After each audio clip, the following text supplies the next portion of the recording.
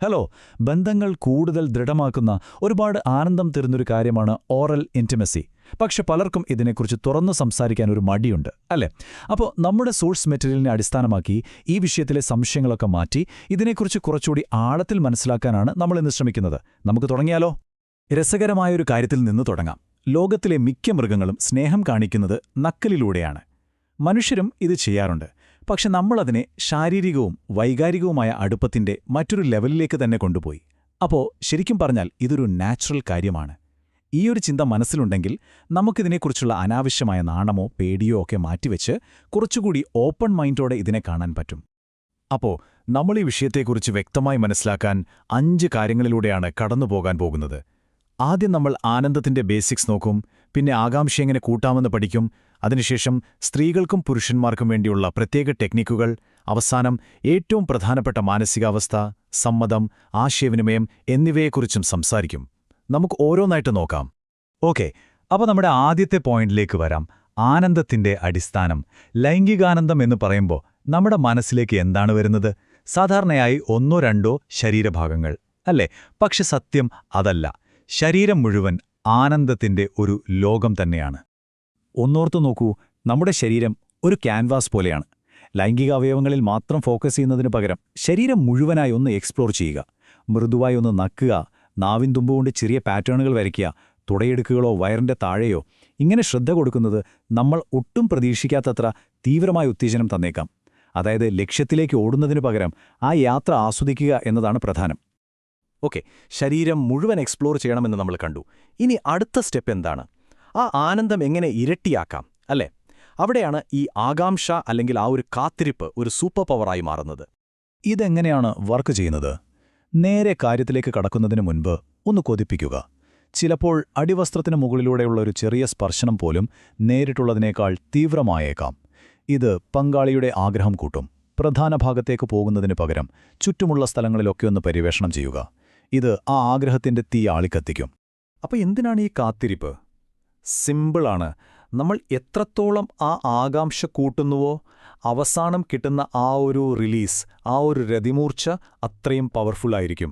അത് ചിലപ്പോൾ ഓറൽ സെക്സിലൂടെയോ കൈകൾ കൊണ്ടോ അല്ലെങ്കിൽ പൂർണ്ണമായ ലൈംഗിക ബന്ധത്തിലൂടെയോ ആകാം. പക്ഷെ അതിൻ്റെ തീവ്രത ഈ കാത്തിരിപ്പുമായി ഒരുപാട് ബന്ധപ്പെട്ടിരിക്കുന്നു. ഇനി നമുക്ക് സ്ത്രീകൾക്ക് ആനന്ദം നൽകുന്നതിനെക്കുറിച്ച് സംസാരിക്കാം. ഒരു കാര്യം മനസ്സിലാക്കണം. നമ്മുടെ സോഴ്സ് മെറ്റീരിയൽ അനുസരിച്ച് പല സ്ത്രീകൾക്കും രതിമൂർച്ച അനുഭവിക്കാൻ ഏറ്റവും എളുപ്പമുള്ള വഴികളിലൊന്ന് ഇതാണ്. അതുകൊണ്ടുതന്നെ ഇവിടുത്തെ ടെക്നിക്കുകൾ വളരെ പ്രധാനമാണ്. ഇവിടെ പ്രധാനമായും 2 ടെക്നിക്കുകളാണ് പറയുന്നത്. ഒന്ന്, നാവിന്റെ തുമ്പുപയോഗിച്ച്. ഇത് കുറച്ചുകൂടി ഫോക്കസ്ഡ് ആയിട്ടുള്ള, ഇൻറ്റൻസ് ആയിട്ടുള്ള ഒരു ഫീൽ തരും. രണ്ടാമത്തേത് നാവിന്റെ പരന്ന ഭാഗം. അത് ഏകദേശം ഒരു ഐസ്ക്രീം നുണയുന്ന പോലെയുള്ള ഒരു മൃദുവായ ഫീലായിരിക്കും. ഒരേ കാര്യം ചെയ്യുന്നതിനു പകരം ഇവ രണ്ടും മിക്സ് ചെയ്ത് ഉപയോഗിക്കുന്നതാണ് എപ്പോഴും നല്ലത്. ശരി, ഇനി കുറച്ച് പ്രധാനപ്പെട്ട ടിപ്സ് നോക്കാം. ഒന്നാമതായി, എപ്പോഴും പതിയെ തുടങ്ങുക. കാരണം എന്താണെന്ന് വെച്ചാൽ ക്ലിറ്റോറിസ് വളരെ സെൻസിറ്റീവാണ്. പുരുഷലിംഗത്തേക്കാൾ ഒരുപാട് നാഡികളുണ്ട് അവിടെ. അതുകൊണ്ട് തുടക്കത്തിൽ തന്നെ ഒരുപാട് പ്രഷർ കൊടുക്കരുത്.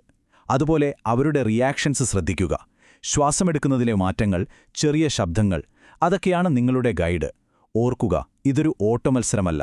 ആ നിമിഷം ആസ്വദിക്കുക എന്നതാണ് ലക്ഷ്യം. ഇനി വളരെ സാധാരണമായ ഒരു ചോദ്യം. പങ്കാളിക്ക് ഇതിനൊക്കെ ഒരു നാണം തോന്നുന്നുണ്ടെങ്കിലോ, ഇത് സ്വീകരിക്കാനൊരു മടിയുണ്ടെങ്കിലോ? അതിനുള്ള ഏറ്റവും നല്ല മരുന്ന് നിങ്ങളുടെ ആവേശമാണ്. നിങ്ങളിത് ചെയ്യാൻ ശരിക്കും ആഗ്രഹിക്കുന്നു, നിങ്ങളിത് ആസ്വദിക്കുന്നു എന്ന് അവർക്ക് തോന്നുമ്പോൾ അവരുടെ നാണം പതിയെ മാറും. നിങ്ങളുടെ ആത്മാർത്ഥമായ സന്തോഷം കാണുമ്പോൾ അവർക്കും റിലാക്സ് ചെയ്ത് ആ നിമിഷം ആസ്വദിക്കാൻ പറ്റും. ഓക്കെ, അപ്പോൾ സ്ത്രീകളുടെ കാര്യം നമ്മൾ സംസാരിച്ചു. ഇനി നമുക്ക് പുരുഷന്മാർക്ക് ആനന്ദം നൽകുന്നതിനെക്കുറിച്ച് നോക്കാം. ഇവിടെയും നമ്മുടെ സോഴ്സ് മെറ്റീരിയൽ 2 പ്രധാന സ്റ്റൈലുകളാണ് പറയുന്നത്. ആദ്യത്തേത് ഒരു ജെന്റിൽ ടീസ് പോലെയാണ്. വളരെ പതുക്കെ, ആകാംക്ഷ കൂട്ടി, ഒരു വാമപ്പ് പോലെ. രണ്ടാമത്തേത് കുറച്ചുകൂടി ഇൻറ്റൻസാണ്. കാര്യങ്ങളൊന്ന് ചൂടായി കഴിയുമ്പോൾ ഉപയോഗിക്കാൻ പറ്റിയത്. ഈ 2 എണ്ണവും എപ്പോൾ എങ്ങനെ ഉപയോഗിക്കണം എന്ന് മനസ്സിലാക്കുന്നതാണ് പ്രധാനം. ഇവിടെയും കുറച്ച് പ്രാക്ടിക്കൽ ടിപ്സുണ്ട്. ഒന്നാമതായി, പല്ലികൾ കൊള്ളാതെ സൂക്ഷിക്കുക. അതിന് ചുണ്ടുകൾ ഒരു കവചം പോലെ ഉപയോഗിക്കാം. പിന്നെ കൈകൾ ഉപയോഗിച്ച് താളവും ആഴവും നിയന്ത്രിക്കുന്നത് വളരെ ഹെൽപ്ഫുള്ളാണ്, പ്രത്യേകിച്ച് ഗാഗ് റിഫ്ലെക്സ് ഒഴിവാക്കാൻ. പിന്നെ പറയുന്നൊരു രസകരമായ കാര്യം ഐ കോൺടാക്റ്റ് ആണ്. അത് ശാരീരികമായൊരു അനുഭവത്തെ വൈകാരികമായി കൂടി അടുപ്പിക്കും. അത് ആവേശം കൂട്ടും. ഇനി സ്ഖലനത്തെ എങ്ങനെ കൈകാര്യം ചെയ്യാം എന്നതിനെക്കുറിച്ച് നമ്മുടെ സോഴ്സിൽ പറയുന്ന ഒരു പ്രായോഗിക നിർദ്ദേശം ശുക്ലത്തിന്റെ രുചി ഒഴിവാക്കാനാണെങ്കിൽ തൊണ്ടയുടെ പിൻഭാഗത്തേക്ക് ഗൈഡ് ചെയ്യുക എന്നതാണ്. അതല്ലെങ്കിൽ തീർച്ചയായും പിൻവാങ്ങാനും കൈകൾ ഉപയോഗിച്ച് അവസാനിപ്പിക്കാനും പങ്കാളിയെ അനുവദിക്കാം. ഇതെല്ലാം തുറന്ന് സംസാരിച്ച് തീരുമാനിക്കേണ്ട കാര്യങ്ങളാണ്. ഓക്കെ, നമ്മൾ ഇതുവരെ കുറേ ടെക്നിക്കുകളെക്കുറിച്ചൊക്കെ സംസാരിച്ചു. പക്ഷെ ഒരുപക്ഷേ അതിനേക്കാളൊക്കെ പ്രധാനപ്പെട്ട കാര്യത്തിലേക്കാണ് നമ്മൾ ഇനി വരുന്നത്. അതാണ് നമ്മുടെ മാനസിക അവസ്ഥ, സമ്മതം, പിന്നെ തുറന്ന ആശയവിനിമയം. ഇതൊരിക്കലും മറക്കരുത്. സമ്മതമെന്ന് പറഞ്ഞാൽ ഇല്ല എന്ന് പറയാതിരിക്കുന്നത് മാത്രമല്ല, അത് ആവേശത്തോടെയുള്ള ഒരു അതേയാണ്. പുതിയ എന്തെങ്കിലും പരീക്ഷിക്കുന്നതിന് മുൻപ്, പ്രത്യേകിച്ച് മലദ്വാരം പോലുള്ള ഭാഗങ്ങൾ, എപ്പോഴും ചോദിച്ചു ഉറപ്പുവരുത്തുക. അവർക്ക് 100% ഓക്കെയാണെന്ന് ഉറപ്പാക്കിയിരിക്കണം. സംസാരിക്കാനൊരു മടിയും വിചാരിക്കരുത്. ആ സമയത്ത് പോലും ഇത് ഇഷ്ടപ്പെടുന്നുണ്ടോ, അല്ലെങ്കിൽ ഇങ്ങനെയാണോ വേണ്ടത് എന്നൊക്കെ ചോദിക്കുന്നത് ഒരു തെറ്റുമല്ല. സത്യം പറഞ്ഞാൽ അത് നിങ്ങളുടെ പങ്കാളിയോടുള്ള കരുതൽ കാണിക്കുകയാണ് ചെയ്യുന്നത്. നിങ്ങൾ അവരുടെ ഇഷ്ടങ്ങൾക്ക് വില കൊടുക്കുന്നു എന്നവർക്ക് മനസ്സിലാകുമ്പോൾ ആ ബന്ധം കൂടുതൽ ദൃഢമാകും. അപ്പോൾ നമുക്ക് ഈ ഒരു ഗോൾഡൻ റൂളോടുകൂടി നിർത്താം. മറ്റൊരാൾക്ക് സന്തോഷം കൊടുക്കുന്നതിൽ സ്വയം സന്തോഷം കണ്ടെത്തുക. ഇതൊരു ജോലിയായിട്ടോ കടമയായിട്ടോ കാണരുത്.